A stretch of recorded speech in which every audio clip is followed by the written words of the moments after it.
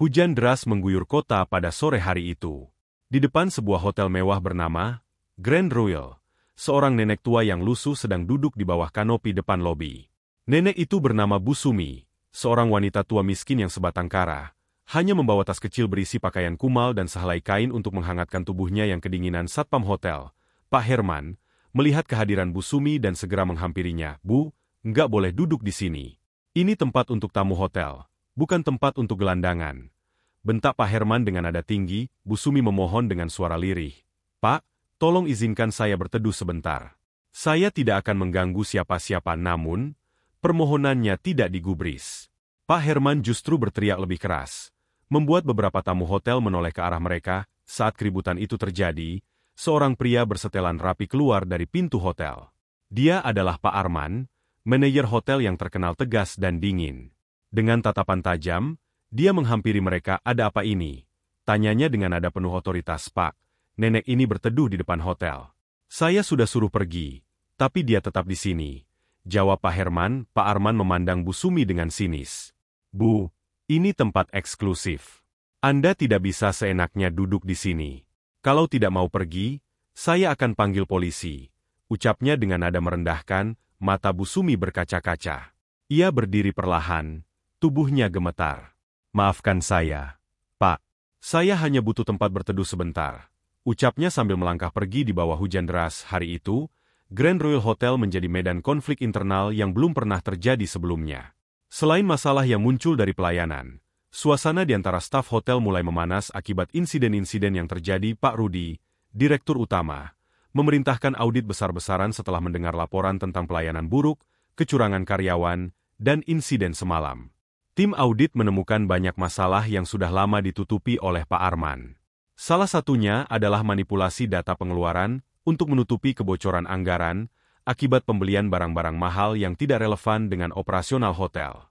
Beberapa karyawan menuduh Pak Arman menggunakan dana tersebut untuk keuntungan pribadinya.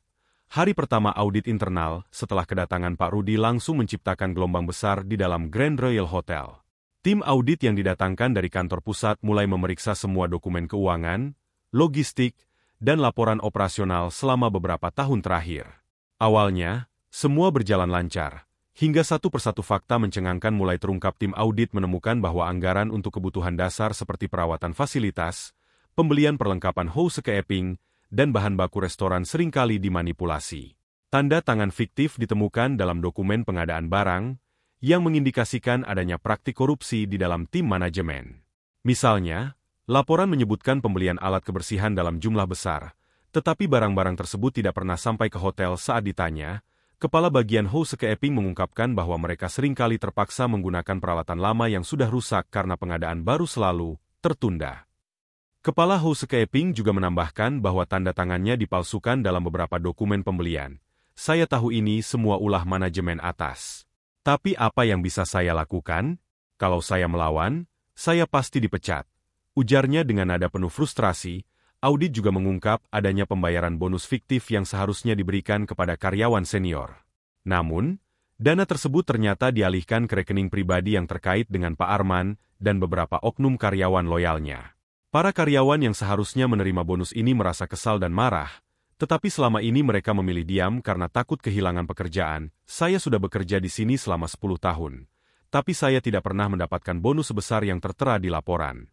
Kami hanya diberi alasan bahwa perusahaan sedang mengalami kesulitan keuangan," kata seorang supervisor bagian restoran. Ketika dimintai penjelasan, Pak Arman hanya berkilah.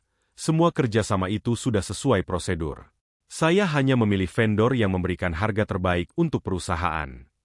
Namun, bukti dari laporan audit menunjukkan sebaliknya. Saat hasil audit semakin mencuat, Pak Arman mulai merasa posisinya terancam.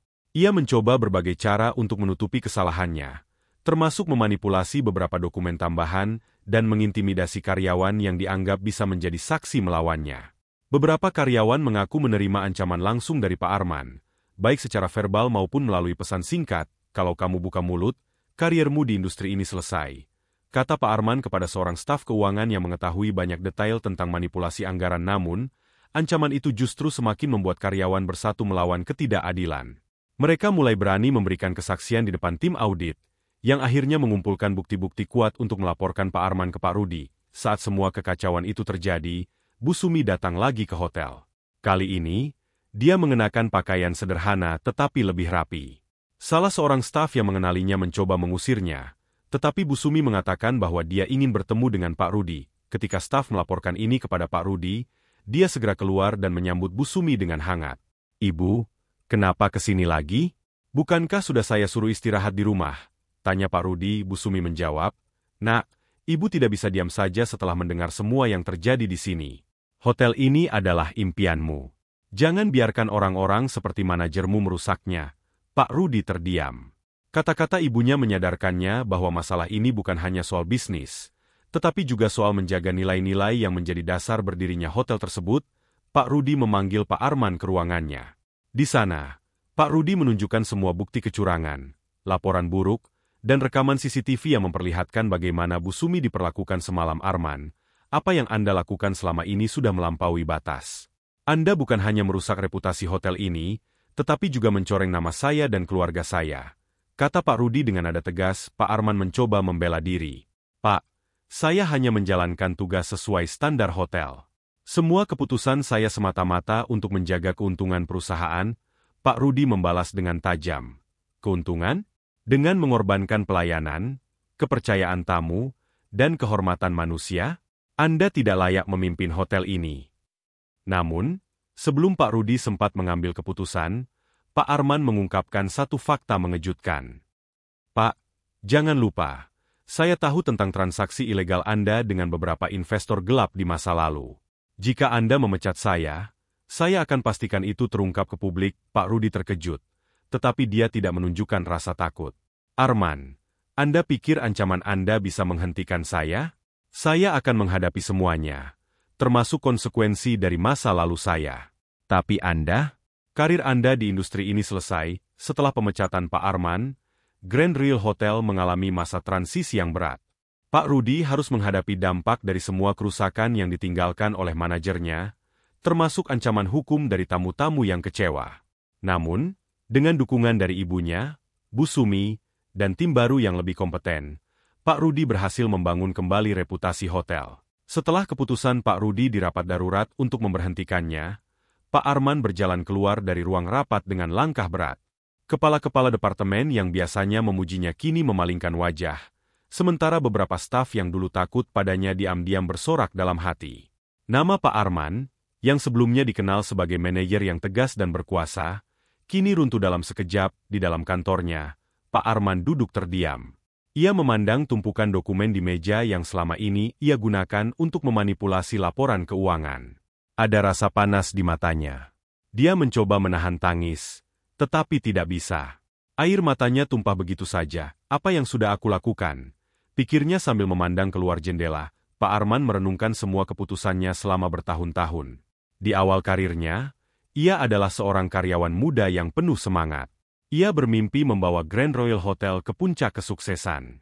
Namun, ambisinya untuk cepat naik pangkat dan mendapatkan kekayaan telah mengubah dirinya menjadi sosok yang kejam dan serakah. Ia teringat masa-masa awal saat ia bekerja keras untuk membangun hubungan dengan para tamu.